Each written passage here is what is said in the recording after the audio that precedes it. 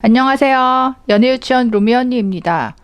요즘에 어떤 여성 커뮤니티에서요, 괜찮은 남자를 만나기 위한 이런 방법이 공유가 되고 있는데, 괜찮은 남자를 고가치남이라고 부르더라고요. 한번 읽어봐 드릴게요.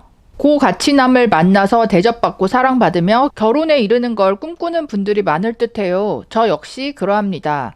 더 나은 세계를 저에게 가져다 줄 수 있는 사람과 만나서 원하는 삶을 살고 싶은 게 솔직한 마음이에요.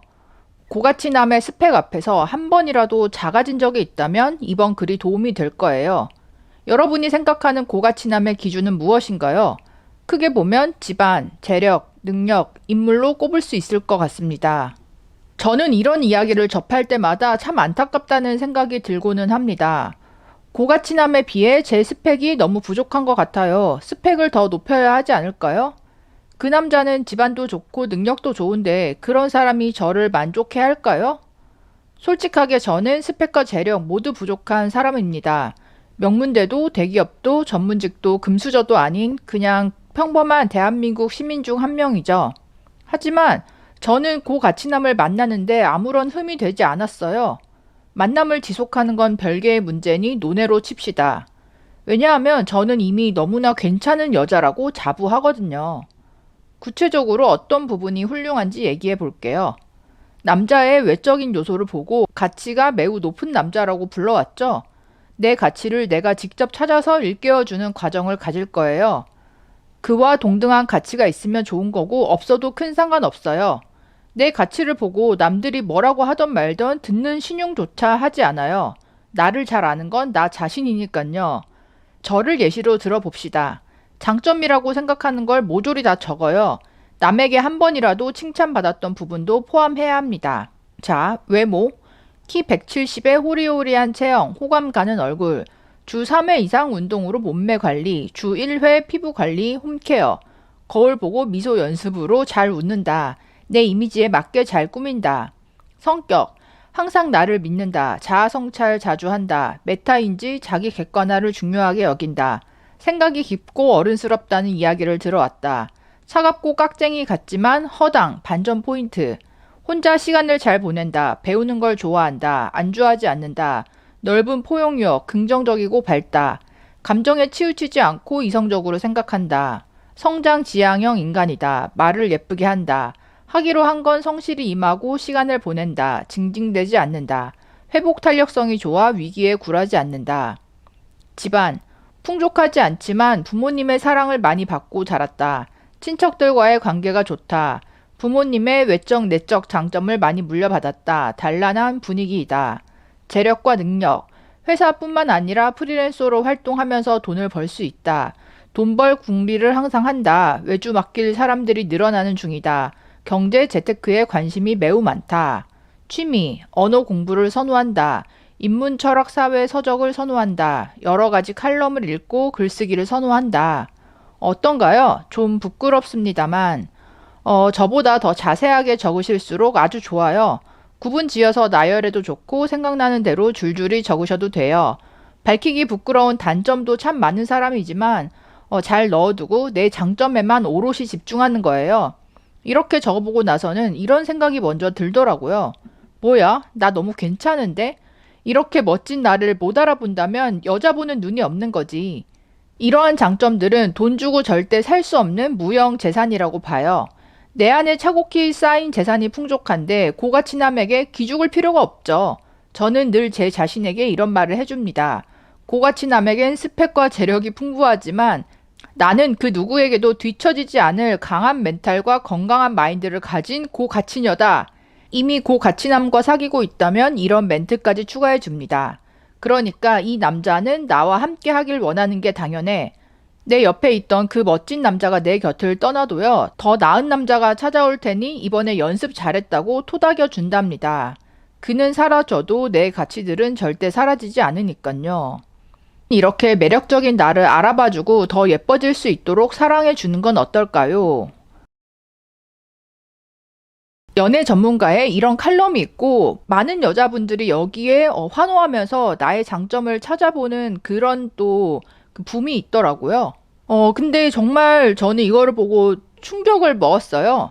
냉정하게 이거를 한마디로 말하자면 정신승리이거든요. 그 욕구가 잘못됐다는 건 아닌데, 근데 이 고가치남을 만나기 위한 방법이 이거는 그냥 다 정신승리이잖아요.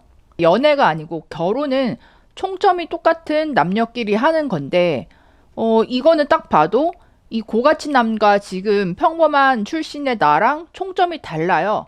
그런데도 불구하고 고가치남 앞에서 나는 꿀리지 않는다. 왜냐하면 나는 이렇게 성격이 좋고 몸매 관리도 잘 하고 있고 이러이러한 이제 열거한 장점들이 있다 보니까 나의 가치는 이미 충분하고 그러기 때문에 객관적으로 스펙이 높고 외모가 괜찮은 그 남자 앞에서 꿀릴 게 하나도 없다. 뭐 이런 논리인 거잖아요. 그래서 이거를 읽고도 충격을 받았는데 더 놀라운 거는 여기에 동조해서 막 자기 장점을 뭐 몇십 개, 몇백 개씩 써 내려가는 그런 여자분들이 꽤 많이 있었다는 거죠. 그런 것 같아요. 이 여자분이 키가 170이고 뭐 외모가 괜찮다고 했으니까 실제 그런 분이겠죠.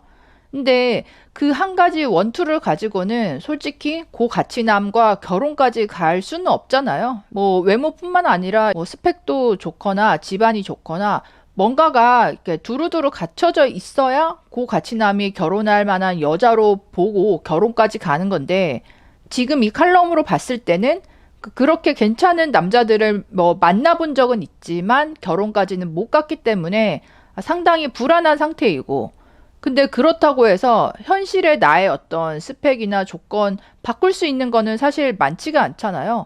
뭐 나이를 다시 내려갈 수도 없고, 뭐 우리 집안이 갑자기 부모님이 부자가 될 수도 없고, 내가 명문대를 나오지 않았으면 1, 2년 후에 갑자기 전문직이 되거나 대단한 뭐 능력을 가진 사람이 될 수도 없잖아요.